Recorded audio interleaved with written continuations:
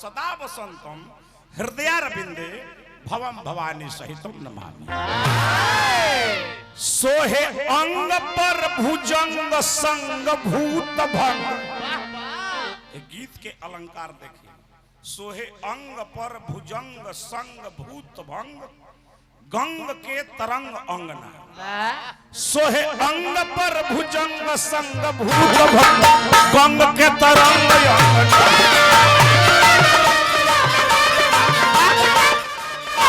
सोहे अंग पर भुजंग संग भूत भंग गंग के तरंग।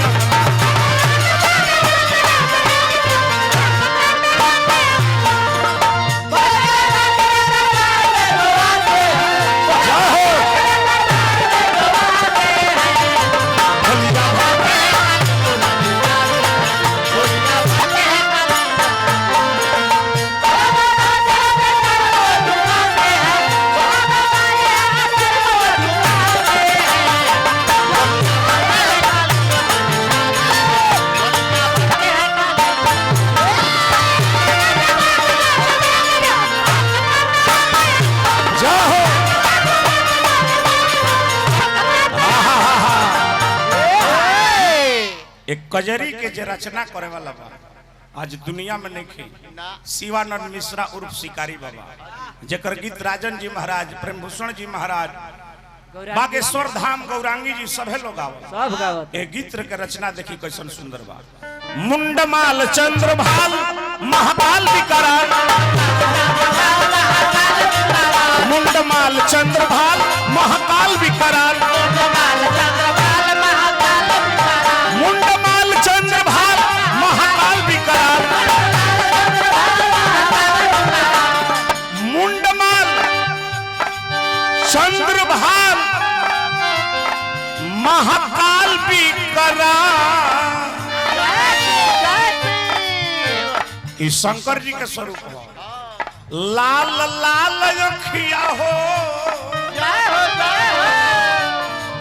लाल लाल अखिया गोर धप धप रंग गंग के तरंग।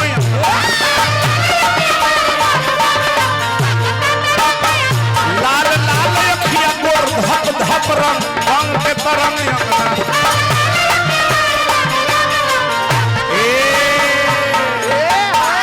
रुका बाबू कन्हाई राय जी भैया के प्रणाम करतनी हार्दिक हार्दिक स्वागत बा अभिनंदन बा वंदन बा हार्दिक हार्दिक स्वागत। डॉक्टर साहब हमरा तारकेश्वर भैया हमरा के दिल बने पुरस्कार तारकेश्वर राय जी प्रणाम करतनी हार्दिक हार्दिक स्वागत बा। म्यूजिक ना बाजी बबुआ अब दूसरा का अंतर का हो। त्रिशूल तीन नेत्र बसपासी मुक्ति क्षेत्र। त्रिशूल तीन नेत्र बसपासी मुक्ति क्षेत्र।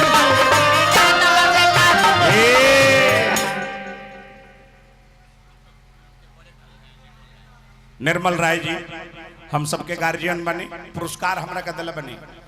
काशी एगो ऐसा नगरी है शास्त्र पुराण के अनुसार उ धरती पर ना हो उ शंकर जी के त्रिशूल पर बसल नगरी काशी जी ओकरा के मुक्ति धाम कहल बा। त्रिशूल तीन नेत्र बस काशी मुक्ति क्षेत्र। त्रिशूल तीन नेत्र बस काशी मुक्ति क्षेत्र। जाना घरी भगवान भोलेनाथ अपना ससुरारी गोइले बियाह करे खातिर तो का भई जब उनकर सास जब देखली तो सोना का थरिया फेंक दिली। कहली जे बाप रे बाप हतना सुंदर गौरा के हसन बौरा वर्ष में बियाह कर। भेख देखी ससुरा भेख देखी ससुरारी सास दुनो गंग के तरंग।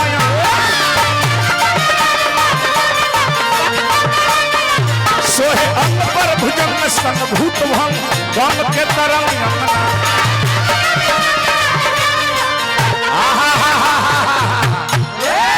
लास्ट कहीं जा पुरस्कार भैया मुन्ना राय जी भैया का प्रणाम करते हार्दिक हार्दिक स्वागत बा। भोलेनाथ रवा के कायम रखे। बाबा भूत हो भावन सावन में शिवानंद। बाबा भूत हो भावन सावन में शिवानंद।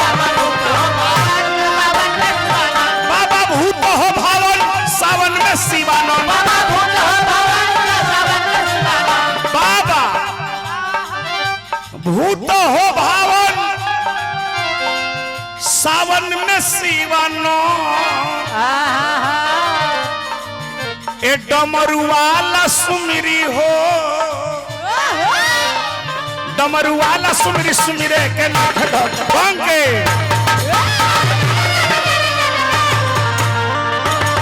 डमरुआला सुमिरी सुमिरे के नाथ ढंगे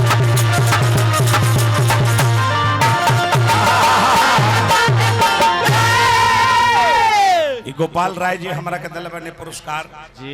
गोपाल राय भैया का हम करब हम प्रणाम। एक बार तने दोनों हाथ उठा के सब लोग शंकर जी के गो जयकार तने बोल दी।